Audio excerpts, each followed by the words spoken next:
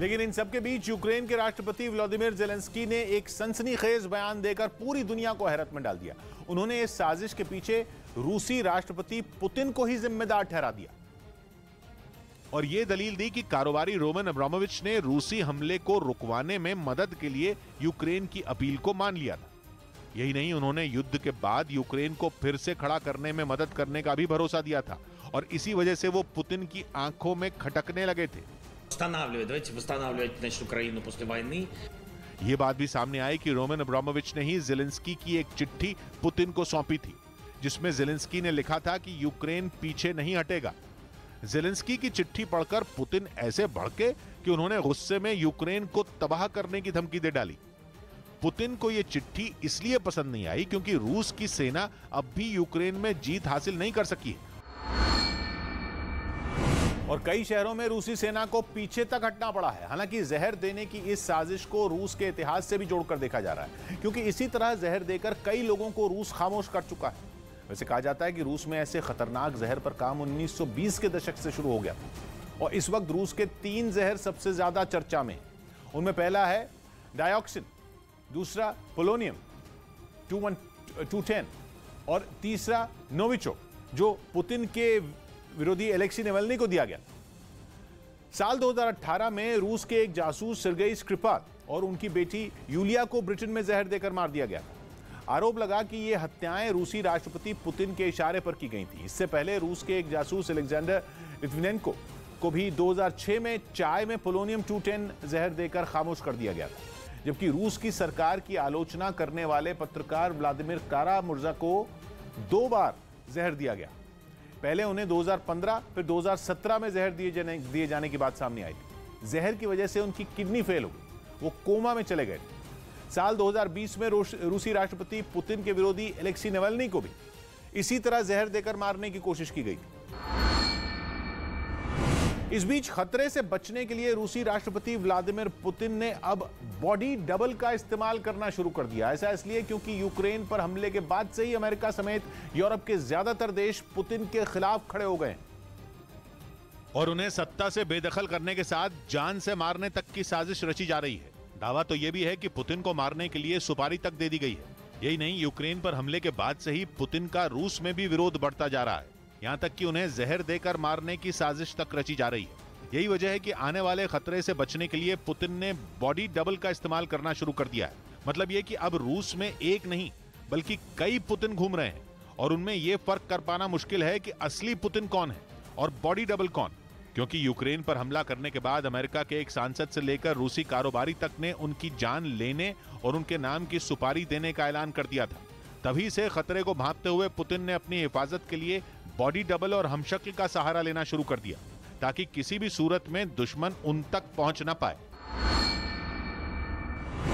वहीं यूक्रेन युद्ध के बीच पुतिन के नाम पर धमकी देने वाले कजाकिस्तान की एक आरजे को नौकरी से हाथ धोना पड़ गया, क्योंकि उसने फेसबुक पर यूक्रेन युद्ध पर हुई एक बहस के दौरान अमेरिका और उसके सहयोगियों का समर्थन किया।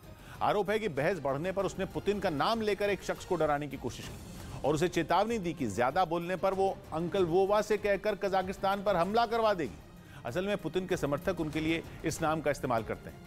आरजे का यह बयान देखते ही देखते सोशल मीडिया पर वायरल हो गया और इसको लेकर कजाकिस्तान में विवाद गर्मा गया, जिसके बाद लोगों ने कजाकिस्तान के उस रेडियो स्टेशन को निशाने पर ले लिया जहां वो लड़की आरजे की नौकरी करती थी। हालांकि विवाद गर्माता देख रेडियो स्टेशन ने उसके बयान से पल्ला झाड़ लिया और उसे नौकरी से निकाले जाने का फरमान सुना दिया, क्योंकि खुद कजाकिस्तान सरकार भी यूक्रेन पर रूसी हमले के खिलाफ बोलने से परहेज करती रही।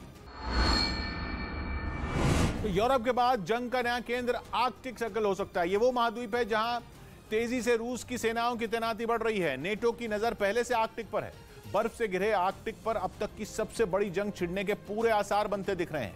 ब्रिटेन और रूस के बीच जबानी तीर तो चलने भी शुरू हो गए हैं, खासतौर पर तब जब नेटो का अब तक का सबसे बड़ा अभ्यास चल रहा है। नेटो की सेनाएं कोल्ड रिस्पॉन्स 2022 नाम के एक ट्रेनिंग मिशन पर हैं। पिछले 30 साल में इसे नेटो का सबसे बड़ा अभ्यास बताया जा रहा है। लेकिन जब नॉर्वे में ब्रिटेन के रक्षा मंत्री पहुंचे तो उन्होंने रूस को घेरना शुरू कर दिया। उन्होंने आरोप लगाया कि रूस की सेना आर्कटिक में सक्रिय है। आर्कटिक में रूस की सेना की मौजूदगी का बढ़ना अच्छा संकेत नहीं है। ब्रिटेन ने आरोप लगाया है कि रूस जानबूझकर आर्कटिक में अपनी फौज की तैनाती को बढ़ा रहा है, जिससे पूरे इलाके की शांति बिगड़ने का खतरा है। आर्कटिक में फौजों की तैनाती एक नई जंग की तरफ इशारा हो सकता है, ऐसी जंग जिसका हिस्सा रूस, यूरोप और अमेरिका हो। हालांकि रूस का दावा इससे कुछ अलग है। रूस का दावा यह है कि वो फौज की तैनाती केवल अपने देश की सुरक्षा के लिए कर रहा है, क्योंकि जिस तेजी से आर्कटिक में बर्फ पिघल रही है, सबसे बड़ा खतरा रूस को होगा, क्योंकि आर्कटिक की सीमा जिन देशों से लगती है उनमें जमीन का 53% हिस्सा रूस का है।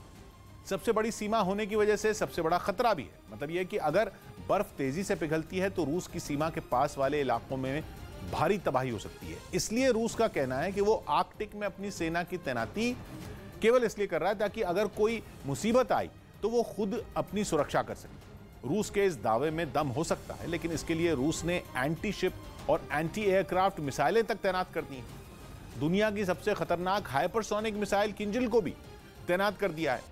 इसलिए अब यह माना जा रहा है कि रूस का इरादा सुरक्षा से कुछ ज्यादा, जो बड़े खतरे की तरफ इशारा है। यानी पुतिन की हिट लिस्ट में यूक्रेन अकेला नहीं है। पुतिन का सपना सिर्फ यूक्रेन पर ही राज करने का नहीं है, बल्कि ऐसा लग रहा है कि उनका मकसद पूरी दुनिया को अपनी मुट्ठी में करने का है। क्योंकि खबर है कि अपने पश्चिम में यूक्रेन को बर्बाद करने के बाद पुतिन अब अपने पूर्व में मौजूद जापान के खिलाफ साजिश बुन रहे हैं। जापान उनकी साजिश का नया टारगेट है और उसे घेरने के लिए रूस ने उसके बेहद करीब कुरिल टापुओं पर बहुत बड़ी मिलिट्री ड्रिल की है। कुरिल आइलैंड्स टापुओं की एक चेन है जो कि रूस और जापान के बीच में है। कुरिल आइलैंड्स के उत्तर में है रूस का कमचत्का और दक्षिण में है जापान का होक्काइडो प्रांत। लेकिन फसाद की जड़ है कुरिल आइलैंड्स के सबसे दक्षिण के वो चार टापू जिन्हें जापान अपना बताता है, जबकि चारों टापुओं पर रूस का राज है। और खुद जापान के मीडिया ने दावा किया कि जापान को उकसाने के लिए रूस ने उन विवादित टापुओं पर ही विशाल सैन्य अभ्यास किया, जिसमें उसके करीब 3,500 सैनिकों ने हिस्सा लिया। मिलिट्री ड्रिल में सुखोई Su-35 जैसे वो फाइटर जेट भी उड़ाए गए, जिन्हें रूस के जखीरे का सबसे ताकतवर हवाई जहाज कहा जाता है। इसके साथ ही Bastion P coastal defence system, मी-8 हेलीकॉप्टर, ताकतवर 72B3 टैंक और ड्रोन भी टापुओं पर उतार दिए गए। मतलब पुतिन ने जी भरकर अपनी ताकत की नुमाइश की। और ये तो अभी बस शुरुआत है, आगे पुतिन कुछ भी कर सकते हैं।